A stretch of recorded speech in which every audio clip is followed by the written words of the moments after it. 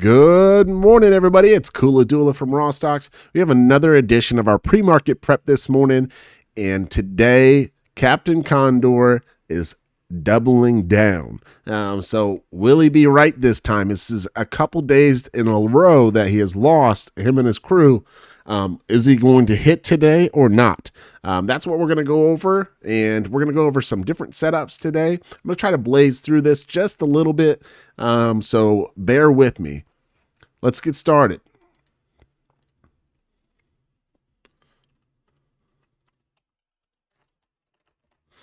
So as you can see, we had a solid drive yesterday all the way up to 6,500, broke through all of our levels yesterday, struggled where we thought it would struggle, but ultimately what we're seeing, or what we saw, was a squeeze through our gamma wall and pushed all the way up to our charm area, which was at 65. Yeah, it's really 64.95 and actually pushed all the way up to 65.02.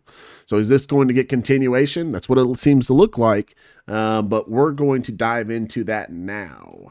So quick shout out to our sponsors, Black Box Stocks and GammaEdge. Without those guys, we would not be able to provide this to you every single day for free. So go check out the links in the bio, in the pinned tweet, for your discounts and free trials. Okay, so today, let's go look at SPX, the S&P today.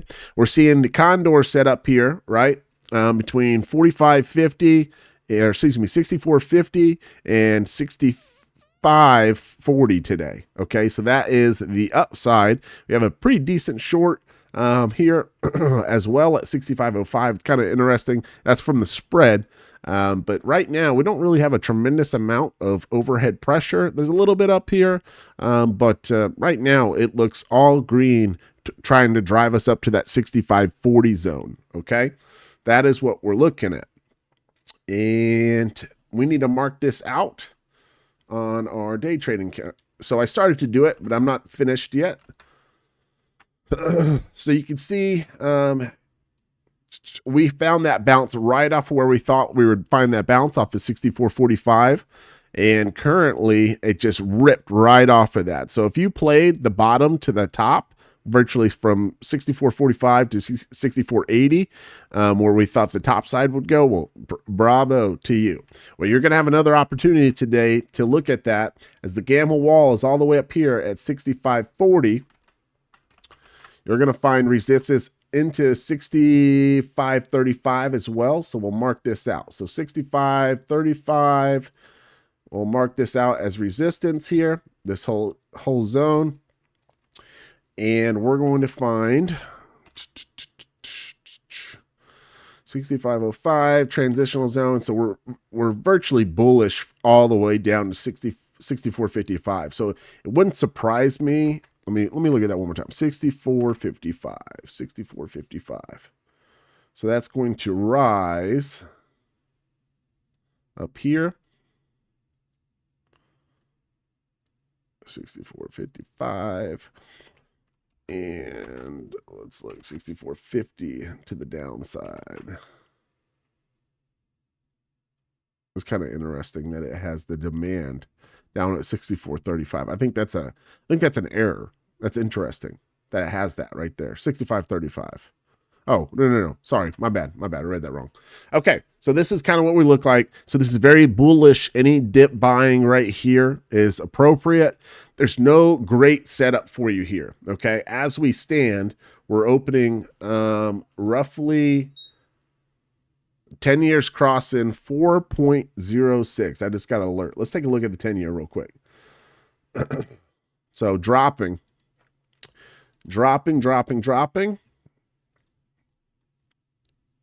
Let's take a look. That this is drop. Let's go to daily. All right, so the daily is dropping hard here. As we can see, yields starting to fade here. This would fuel fire to equities here. The only thing you really need to look at in addition to that, though, will be the dollar. Let's see if I can find the dollar futures. Yeah, and it's dropping. So this is all green light to the upside here. As you can see, we're at 65 or 651.65 on the SPX. This is going to virtually give us the low here at 64.93, which is virtually, let's see, the overnight high is right here at 65.31.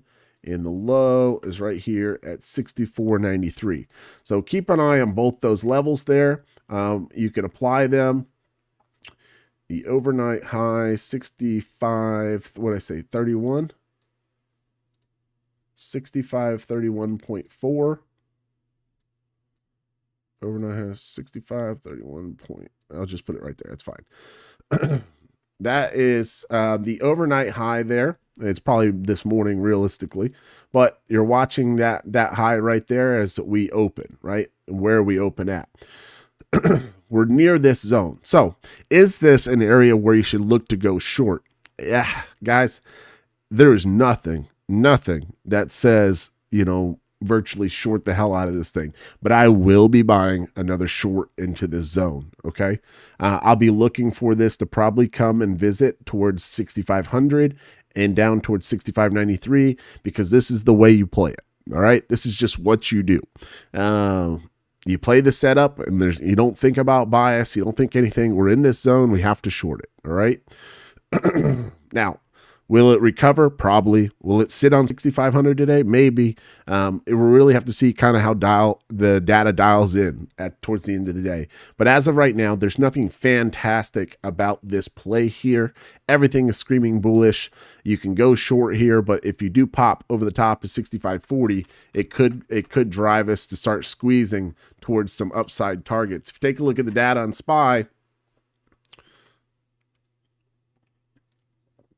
we remain call dominated to the upside. Wall here at 650, excuse me, and all bullish up to over the top of it. For today, you can see a driving it all the way up to 65.53 on the upside. This may become more defined, but if we do see this thing drop, like I said, all the way back down towards that bottom side of that condor there, for sure. All right, NVIDIA. What a frustrating trade, okay? What a frustrating trade. Realistically, we talked about, the dead cat bounce on Wednesday. I thought that would ultimately lead towards us driving up towards 175. We didn't get it. Yesterday, we had a little bit of a drive up towards 172.5, and we're seeing it sit right below 170 today. So what's that mean for us? Virtually means that we have a lot of overhead shorts, and 167.5 is probably going to draw it in. We might see this thing even go down to 165 if I had to guess. So is this a short? I mean, sure, you can short this. Underneath 170, I think is fine. Trying to draw it down towards this low down here. I think you got to be cautious for a potential draw down towards 165, and then see if it wants to bounce up and retest 175 into next week. If we take a peek into that week, you see 167.5. Oh, excuse me. You take a peek into next week, you'd see that 175 still has a great draw. There's no overhead shorts into next week. Just under 170, that it remains bearish pressure.